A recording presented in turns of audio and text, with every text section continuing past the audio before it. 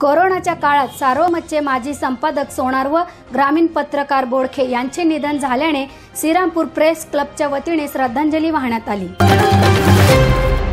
पत्रकारिता क्षेत्रात उल्लेखनीय कामगिरीतून शहरी तसेच ग्रामीण भागातील अनेक प्रश्नांना वाचा फोडणारे दैनिक सार्वमत या वृत्तपत्राचे माजी संपादक नंदकुमार सोनार व नेहमी हसतमुख आणि डॉक्टरी पेशा बाजूला सारून पत्रकारितेचे व्रत घेऊन समाजातील प्रत्येक घटकांशी संपर्कात असलेले डॉक्टर मुकुंद बोडखे या दोन्ही पत्रकारांचा कोरोना काळात मृत्यू झाल्यानं श्रीरामपूर प्रेस क्लबच्या वतीनं शासकीय विश्रामगृह या ठिकाणी श्रद्धांजली वाहण्यात आली आहे। यावेळी तालुक्याचे आमदार लहू कानडे, माजी आमदार भानुदास मुरकुटे, माजी आमदार भाऊसाहेब कांबळे, राष्ट्रवादीचे प्रदेश सरचिटणीस अविनाश आदिक, नगराध्यक्षा अनुराधा आदिक असे राजकीय मंडळी एका व्यासपीठावर आल्याचे पाहायला मिळाले। यावेळी राजकीय व पत्रकारिता क्षेत्रातील उपस्थित अनेक मान्यवरांनी स्वर्गीय नंदकुमार सोनार व स्वर्गीय मुकुंद बोडखे या दोन्ही पत्रकारांच्या आठवणींना उजाळा देत श्रद्धांजली अर्पण केली। श्रद्धांजली वेळी ज्येष्ठ पत्रकार पद्माकर शिंपी, नागेशभाई सावंत, रमण मुथा, अशोक तुपे, विष्णू वाघ, बाळासाहेब आगे, करण नवले, सुनील मुथा, सेनेचे शहर प्रमुख सचिन बडदे, आपचे जिल्हाध्यक्ष तिलक डुंगरवाल, अशोकचे संचालक बबनराव मुठेंसह पत्रकार बांधव मोठ्या संख्येने उपस्थित होते। खूप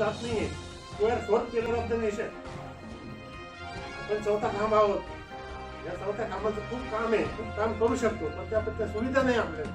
किती अवघड आहे। मला बातम्या 2 मिनिटात तुम्ही टीव्हीवर पाहता, काय झालं हे काय झालं, अहो पाहता म्हणजे काय, तिथे पत्रकार जातोय, व्हिडिओ शूटिंग होतोय, तो त्रास घेतोय, तो जीवाशी खेळतोय, त्याला गोळ्या पण कधी खावा लागतात, त्याला मृत्यू पण होतो, त्याला ब्लॅकमेल केलं जातं। असा जो पत्रकार आहे आणि तो अहमदनगर जिल्ह्यात ज्यांनी तयार केला ते वसंतराव देशमुख नाही का, त्यांच्यानंतर ते त्यांचे शिष्य खूप चांगले झाले। काही सर्वजण कोरोनाच्या साथीमध्ये, कोरोनाच्या कोविड-19 मुळे निधन झालं, त्यांचं कार्य हे कायम आपल्या स्मरण राहील अशा काहीतरी काम होतं। म्हणून मी त्यांना अशोक उद्योग समूहाच्या वतीने आणि आपल्या सर्वांच्या वतीने श्रद्धांजली करतो। त्यांनी कुठे हातचा राखून ठेवला असं मला कधीच वाटलं नाही। डॉक्टर बोडके तर नेहमी आपल्या सोबत असायचे।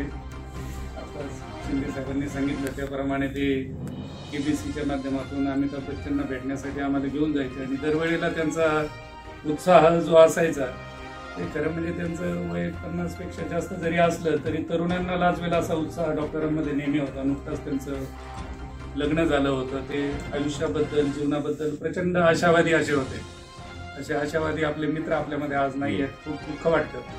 मी राष्ट्र सह्याद्री परिवाराच्या वतीने तसंच व्यक्तिशः नवले कुटुंबियांच्या वतीने दोघांनाही भावपूर्ण श्रद्धांजली वाहतो। डॉक्टर साहेबांना जर योग्य वेळेस ट्रीटमेंट मिळाली असते तर डॉक्टर साहेब या संकटामधून वाचले असते, परंतु ज्या पद्धतीने या ठिकाणी आपल्याला पासून मुकावं लागलं, ते उपचाराविना त्यांना जावं लागलं, त्यात आर्थिक परिस्थिती असेल, ज्या काही गोष्टी घडलेल्या आहेत त्या या ठिकाणी सांगणं उचित नाही।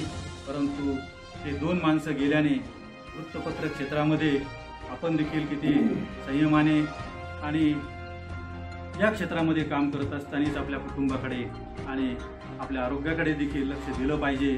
हा असा या ठिकाणी आपण त्यांच्यापासून या ठिकाणी काहीतरी आता अनुकरण केलं पाहिजे आणि अशा पद्धतीचे 2 हे वृत्तपत्र क्षेत्रातील हिरे गेल्यामुळे आपल्या क्षेत्रामध्ये फार मोठी पोकळी निर्माण झालेली आहे। त्यामुळे आपण सर्वांवर दुःख या ठिकाणी कोसळलेलं आहे।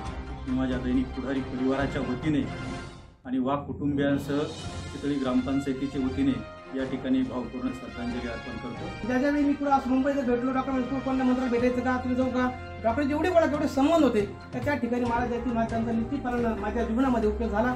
आज देखील सार्वमतने दोन्ही पत्रकार, दोन्ही संपादक साहेब आणि पत्रकार डॉक्टर बोडके साहेब यांनी माझ्या राजकीय जीवनामध्ये मोठा बदल घडवला आणि आज या ठिकाणी दिसतो मी सार्वमतच्या डॉक्टर मुकुंद बोडके आणि सहकारी संपादक सन्माननीय सोनार साहेबांनी, त्याच्यामुळे मी आज दिसतोय। आणि दुसरी गोष्ट, या दोन्ही उपात्यांना, दोन्ही स्वर्गीय वासियांना मी भारतीय जनता श्रीरामपूर तालुक्याच्या वतीनं मुठेवाडगाव विविध कार्यकारी सहकारी सोसायटीच्या वतीनं मुठेवाडगाव ग्रामस्थ आणि मुठे परिवाराच्या वतीनं बापून सर आपण थांबतो. जे आहे गमावला अशी भावना माझी आहे. आमचे दुसरे मित्र बोडके, डॉक्टर बोडके सर्वांना परिचित आहेत. अतिशय दिलखुलास आणि बहारदार व्यक्तिमत्व होतं. कधी भेटले आणि आपण हसलो नाही त्यांच्याशी, असं कधी घडलं नाही. एकदम विनोदी आणि छान सगळ्यांना समजून घेणारं समजूतदार व्यक्तिमत्व होतं. असे दोन्ही व्यक्तिमत्व आज आपल्यातून गेल्याने एक मोठी पोकळी निर्माण झाली. दोघांना मी माझ्या वतीने श्रद्धांजली वाटून करतो. कोरोनामुळे निधन झालं तर माझी संपर्काची सुरुवातच त्यांनीच करून दिली होती. त्यांच्यामुळेच मी आज या संपर्कावर काम करू शकतो. आणि त्यांचं कार्य खूप चांगलं होतं. त्यांच्या कार्यामुळे आज बरेचसे संपादक निर्माण झाले आहेत. पत्रकारितेत खूप चांगली वाटचाल केली. तसंच मुकुंद बोडके यांनी वार्ता खूप चांगलं काम केलं. या दोन्ही व्यक्तींच्या सूचीस मी अभिवादन करतो. अशोक तुटे असतील, लोक शिंदे असतील, त्यामुळे खाऊन राहायचं. हे होणार येण्याच्या अगोदरच कळायचं खाऊन असं काही पाहतो. आम्हाला ते उलटे अक्षर कळायचे नाहीत. आणि हातावर ते शिक्के मारून बघायचे. त्याला गॅले असायचे. गॅली जर चुकून एखादी हातून पडली तर ती परत रात्रभर रिपेअर करावं लागायचं आम्हाला. एक दिवस अशी वेळ आली की अशोक तुपे आणि नंदकुमार सोनार या दोघांच्या गाड्या हुकल्या रात्रीच्या 9:30. तर मी म्हटलं चला माझ्याकडे वस्तू. आमचं शेती धंदा होता माझ्यावाला. मी चालू म्हणजे पत्रकार असायचो. मळ्यात गेलो म्हणजे शेती करायचो. त्यामुळे सांगा माझी शेती माहिती सांग शेती करायचो. त्या दिवशी घटना अशी घडली की यांच्या गाड्या हुकल्या. त्यांची जाण्याची सोय नव्हती. चला माझ्याकडे वस्तू. रात्री गेलो 10 साडेदहाला आणि वस्तू पोहोचलो. लाईट आलेली होती त्यावेळेला. रात्री लाईट यायची. मी आणि नंदू सोनार आणि अशोक तुपे लिटरली बॅटऱ्याचा राहायचो आणि माझी मंडळी बाहेर द्यायची त्यावेळेला. दुसऱ्या दिवशी सकाळीच घास कापलेला असायचा. आम्ही घासाची गाडीवर बेलापूरला यायचो. घास विकायचो. मग सकाळी 8 साडेआठला मग मोरीला जायचे सोनार आणि अशोक तुपे कानेगावला. तर मित्रांनो तो काळ इतका खडतर होता पत्रकारितेत की आम्हालाच माहिती आम्ही कसं फेस केलं त्या सगळ्या प्रसंगाला. तर आपली श्रीरामपूरची जी पत्रकारिता आहे ती अतिशय सुदृढ आहे तुम्हाला सांगतो. आणि असा जो पाया रोवला गेला तो सार्वत्रिक रोवला गेला. आणि त्यातलंही देशमुख साहेबांना याचं सगळं श्रेय दिलं. देशमुख साहेबांनी एक संस्कार दिला. पत्रकारिता हा धर्मच आहे. धर्म म्हणूनच त्यांनी आम्हाला वाढवलं, आम्हाला डेव्हलप केलं, वागायला शिकवल्याला. नागेश सावंत पण साक्षीदार आहे. नागेश सावंत होती इथं बसलेले आणि बरोबरच काम केलेलं आहे सगळं. देशमुखांच्या हाताखालीच काम करते. संगमेरमध्ये होते. त्याच्यानंतर ते सारमतमध्ये लागल्यानंतर नगर ऑफिसला गेले. आमची पूर्वीपासूनची मैत्री सोनार साहेबांची माझी. तर या सगळ्या संबंधांमुळे देशमुख साहेबांचे असतील, राशीकर साहेबांचे असतील, तुपेशी असतील, या सगळ्या लोकांमुळे माझा संबंध कायम पत्रकारितेशी राहिलेला आहे. आणि त्यातल्या त्या क्राईमच्या बातम्यांमुळे जास्त राहिलेला आहे. आजही जिल्ह्यामध्ये म्हणा किंवा तालुक्यामध्ये म्हणा 2-3 तालुक्यामध्ये क्राईम जर काही घडला आणि त्याचं जर काही असेल थोडंफार म्हणजे विशेष तर मला विचारतात पत्रकार मित्र. म्हणून माझा संबंध या सगळ्या गोष्टीचा आला. माझ्या एकंदरीत जीवनाच्या जडणघडणीमध्ये या सगळ्या लोकांचा खूप महत्त्वाचा वाटा आहे. आणि मग अशी भाऊसाहेब काळेंनी उल्लेख केला की ती ट्रिप जी होती आपली केरळची नंदकुमार सोनार साहेबांना आपण गेलो होतो. तर खरोखर तिथे माणसांची ओळख होते. जवळ अर्थात माझा तर खूप जवळचा संबंध होता. पण नंतर बाकीच्यांनाही स्वभाव कळला की नंदकुमार सोनार काय आहे. आणि मैत्रीला जागणारा माणूस, अत्यंत जागणारा माणूस. काही असो तुमच्या पाठीशी उभं राहणं हे मी पाहिलेलं आहे. म्हणजे एक वेळेला चाकोरी सोडून मैत्रीच्या बाहेर जाऊन जर समजा मी संपादक आहे मी कसं काय असं करू तर असं त्यांनी कधी केलं नाही. मैत्रीसाठी चाकोरीच्या बाहेर जरी जावं लागलं तर चाकोरीच्या बाहेर जाऊन त्या माणसाने काम केलेलं आहे. आणि मुकुंद बोडकेंचं दरवेळेला त्यांची हुरडा पार्टी आम्हाला आठवते. प्रत्येक हुरडा पार्टीला त्यांचं आमंत्रण असायचं. दुर्दैवानं त्या आज आपल्यातून निघून गेलेले आहेत. या दोघांनी मित्रांना माझ्या मुथा परिवाराच्या वतीनं, जिल्हा टॅक्सी असोसिएशनच्या वतीनं आणि बेलापूर पत्रकार संघाच्या वतीनं मी श्रद्धांजली अर्पण. डॉक्टरांनी जो आग्रह असायचा केबीसीचा कार्यक्रम बघण्यासाठी त्यामुळे डॉक्टर सगळ्यांच्या आठवणीत कायम राहतात. आणि डॉक्टरांचं दुसरं टाकळी मान परिसरातील प्रश्न असतील, ग्रामीण भागातील प्रश्न होते डॉक्टरांना माहिती होते. त्यामुळे ग्रामीण भागातील प्रश्न कसे सोडवायचे त्याचा सुद्धा डॉक्टरांना त्या ठिकाणी अभ्यास होता. ते कायम हसतमुख आणि दिलदार स्वभाव होता. कधी कधी स्पष्ट बोलायचे. आपल्याला थोड्या वाईट वाटायचं परंतु डॉक्टर त्यांचा हा स्वभाव असल्यामुळं आणि ते स्पष्ट बोलल्यामुळं आपल्याला सुद्धा ते नेहमीच मनात राहतील. मी अशा दोघांनाही मार्गदर्शनांना मुकोटे कुटुंबाच्या वतीनं तसंच जिल्हा काँग्रेस कमिटीच्या वतीनं भावपूर्ण श्रद्धांजली वाहतो. समोरचित आहे आणि आमच्या बाळासाहेब आगेंनी त्यांना चरबीचा डायलॉग ऐकवला तिचा.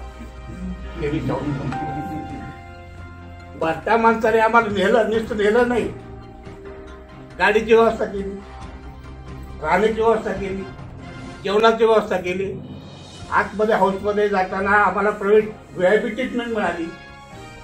म्हणजे अशा पद्धतीने आपल्याला समजत नाही, आपल्याला माणूस आहे त्याची किंमत कळत नाही आपल्याला. पण त्यांचं कर्तृत्व पाहिल्यानंतर आपल्याला कळतं या माणसाची उंची किती मोठी आहे. आणि त्या क्षेत्रामध्ये त्यांना अनेक लोक भेटत होते की कधी आले डॉक्टर, कधी आले, म्हणजे इतका परिचय होता त्यांचा. अशा पद्धतीने डॉक्टरांचं जाणं सुद्धा एकदा अतिशय दुःखजनक आहे. सोनर साहेबांचं जाणं हे खरं म्हणजे जाण्यासारखी परिस्थिती नव्हती, परंतु त्या दोघांचं आकस्मिक निधन झालं. मी माझ्या मुक्ता परिवाराच्या वतीने आणि नवमराठा परिवाराच्या वतीने त्यांना आदरांजली वाहतो. डॉक्टर मुकुंद बोडके यांना आपण श्रद्धांजली वाहतो. सगळ्यांनी त्यांच्याबद्दल सांगितलेलं आहे. माझा या दोघांशी अतिशय चांगला संबंध आला. डॉक्टर मुकुंद बोडके ते इतकं प्रेमळ होते की दरवर्षी कोणाला बोलवून त्या मला ओरडा पार्टीला घेऊन जात असते. त्यांना खाऊ घेऊ घालायची फार मोठी हौस होती. आणि नंदकुमार सोनार हे अतिशय अभ्यासू व्यक्तिमत्व. ते बॅचलर ऑफ जर्नालिझम झाले नसतील, पण तरी सुद्धा त्यांची जी पत्रकारितेतलं जे उठावदार काम आहे ते आपण विसरू शकणार नाही. अतिशय अल्प वयात ते गेले, त्याचं एक फार मोठं दुःख आहे. मी आई दोघाही पत्रकारांना साखर कामगारांच्या वतीने, साखर कामगार हॉस्पिटल ट्रस्टच्या वतीने आणि महाराष्ट्र साहित्य परिषदेच्या वतीने श्रद्धांजली अर्पण करतो. मार्गदर्शन करण्याचं काम त्यांनी केलेलं आहे. नंदकुमार सोनार साहेब सुद्धा ज्यावेळेस सारोमतचं काम बघायचे त्यावेळेस देशमुख साहेबांसारखंच काम ते पण करायचे. अतिशय सारोमतचं काम पुढं कसं जाईल या दृष्टिकोनातून त्यांनी सातत्याने प्रयत्न केलेले आहे. आणि मुकुंदजी बोडके जर म्हटलं तर अतिशय दिलदार माणूस, खूपच दिलदार. मुंबईला जर आले तर मला म्हणायचे चला तुम्ही फिल्म सिटी तुम्हाला दाखवतो, काठी भेटी घालून देतो. परंतु काही मला काही वेळेस जमलं नाही. आणि जमलं जरी नसेल परंतु एकदम दिलदार माणूस होता. जेवायला जाऊ म्हणे आपण, हे म्हणलं जाऊ डॉक्टर नंतर जाऊ आपण. ते काय ऐकायलाच तयार नाही. पण एक दिवस त्यांनी माझा पिछाच केला. आणि आज काही करा तुम्ही कांबळे आपल्याला जेवायला जायचं म्हणजे जायचं. मला पंचायत पडली, मला जेवायला जायचं म्हणजे नेमकं काय मी विचार करायला लागलो. मग डॉक्टर साहेब ते एकदम कधी असे मित्रासारखेच भेटतात काय. तू नाही म्हणे आज जेवायला यायला पाहिजे. मग कुठं जायचं, तुम्ही या म्हणे, मी फोन करतो मग 2 वाजता दुपारी. त्यांनी डोले म्हणून त्यांनी नुकतंच भोजनालय चालू केलं होतं. त्या भोजनालयामध्ये तुम्ही या म्हणजे. आणि इतका दिलदार माणूस, मित्रासारखा, म्हणजे जेऊ खाऊ घालायचा, जे काय असेल ते म्हणजे मित्रासारखं एकदम. पुढे त्यांनी असं मागे राहिले नाही. अशा दृष्टिकोनातून एक बोडके साहेब सुद्धा अतिशय चांगले मित्र होते माझे. त्यांच्या जाण्यामध्ये निश्चितपणे सर्व बोडके कुटुंब असतील, सोनर कुटुंब असतील, त्यांना मोठं दुःख झाले असेल. आपले पत्रकार बंधू असतील, मोठं दुःख झालेलं आहे आपल्या सगळ्यांना. एक चांगली व्यक्तिमत्व गेल्यानंतर तिची आठवण नंतर येते. त्यातली हे दोन्ही व्यक्ती होती. त्यांच्या जाण्यामध्ये निश्चितपणे आपल्याला दुःख झालेलं आहे. मी माझ्या वतीने, तालुक्याच्या वतीने भावपूर्ण आदरांजली वाहतो आणि थांबतो. आयुष्यात अचानकपणे आले आणि त्याचबरोबर सर्व पत्रकार बंधू माझ्या आयुष्यात नव्याने आले होते. पण सुंदर गोष्ट ही होती की प्रत्येक पत्रकाराबरोबर माझे वडील आदरणीय श्री गोविंदराव जहागीर साहेब यांचा खूप जिव्हाळ्याचं नातं होतं. आणि म्हणून प्रत्येकाने माझ्यावरती भरभरून प्रेम देखील केलं आणि मला भरभरून मार्गदर्शन देखील केलं. तर त्यातलेच दोघे नंदकुमार सोनार दादा आणि बोडके दादा डॉक्टर साहेब, या दोघांनाही मी श्रीरामपूर नगरपालिकेच्या वतीने, महाराष्ट्र कृषक समाजाच्या वतीने, आदी कुटुंबियांच्या वतीने भावपूर्ण श्रद्धांजली वाहते. आणि इथे सर्वसामान्य समाज नाहीये. इथे तुम्ही सर्व पत्रकार बंधू भगिनी आहात आणि समाजातील प्रतिष्ठितांना तुम्ही इथे निमंत्रित केलं असं मी मानतो. आपली ही जबाबदारी नाही. ते कुणीतरी उल्लेख हा पण केला की एखाद्या व्यक्तीच्या गेल्यानंतरच त्याची महती कळते. हे सुद्धा पुढचं दुर्दैव म्हणलं पाहिजे साहेब. जयंतराव ससर यांचा आम्ही 4 वर्षापूर्वी विरोध केला निवडणुकीमध्ये. परंतु जयंतरावांबद्दल मी कुठेही एकही अपशब्द वापरलेला नाही. आणि त्यांच्यामध्ये जे काही चांगलं होतं ते चांगलंच होतं, घेण्यासारखं होतं ते घेण्यासारखंच होतं. पण दुर्दैवानं आपल्या श्रीरामपूरमध्ये एकोडे साहेबांची कोणी आठवण काढत नाही, अण्णासाहेब शिंदे साहेबांची आठवण काढत नाही. परवा चव्हाण प्रतिष्ठानला पवार साहेबांच्या उपस्थितीमध्ये अण्णासाहेब शिंदे साहेबांचा 100वा वर्षाच्या कार्यक्रमाची सुरुवात झाली, त्याला मी होतो. खरंच जोपासण्याची गरज आहे.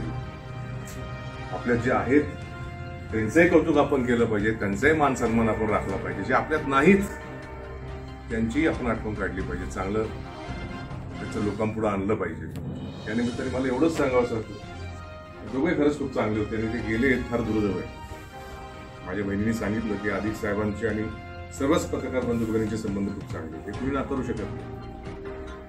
मागे साहेब आहेत, कुपे साहेब साहेबांचे लाडके होते सगळेच.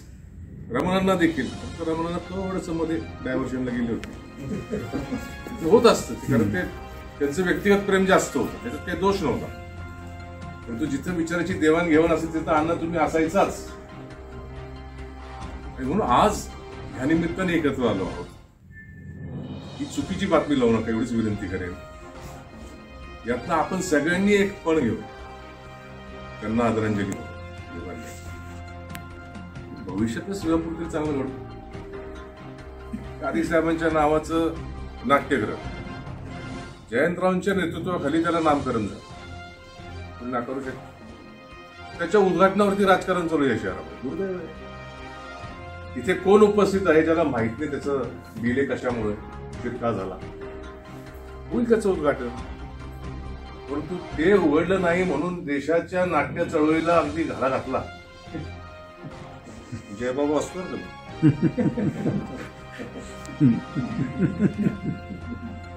थोडस आपण कदाचित आजचं ते बोलण्याचं हे व्यासपीठ नाही, त्यामुळे मी आपली सगळ्यांची क्षमा मागतो. दोघंही गेले, दोघांचं जाण्यानं फार न भरून निघणारं दुःख झालेलं आहे. पण व्यक्तिशः माझ्या वतीनं, राष्ट्रवादी काँग्रेस पक्षाच्या वतीनं मी दोघांना पूर्ण आदरांजली वाहतो आणि त्यांच्या कुटुंबियांना यातनं सावरण्याची परमेश्वर शक्ती देवो, तीच परमात्म्याकडे प्रार्थना. तपासून घेतलेलं असतं, परंतु त्या शोधाच्या बळावर तो जिवंत राहत असतो, त्याच्यासाठी तर तो जगत असतो. मग असं तत्व कठोर भूमिका घेऊन जगणाऱ्या माणसांच्या बद्दल आपण अजिबात म्हणजे काळजी करू नये. एवढं समाजाने बेफिकीर राहावं. माणसं कोरोनाने मरतात, त्यांच्याकडे पुरेसं आर्थिक पाठबळ नसतं उपचार घ्यायला, हे किती दुर्दैवी आहे. मी शेवटच्या काळामधली नंदकुमार सोनारांची स्थिती बघितली. For a long time he was on dialysis. आपल्याला माहित आहे काय डायलिसिस दीर्घ. मी त्यांच्या घरी जात असे. कितीही माणूस हे असला तर जेव्हा तुमच्या हाताशी कोणतं उत्पन्नाचं साधन नसतं, नंतर कोरोनाने तर अगदी सर्वांची, मध्यमवर्गीयांची आणि आपल्या सर्वांचीच कसोटीच पाहिजे. मी एवढ्यासाठी हे बोलत होतो की तुमचा माझा सर्वांचा ध्यास काहीतरी सत्याचा शोध घेण्याचा आहे. अमितदादाने त्या मुद्द्यावर आणले की मग आपण जर सर्वजण एका प्रकाशाच्या शोधामध्ये निघालेले प्रकाश यात्री आहोत, तर मग आपल्याला हा उजेड पाडता का येत नाही, हा खरा प्रश्न आहे. मगाशी कोणीतरी कसला बोलला तुमच्या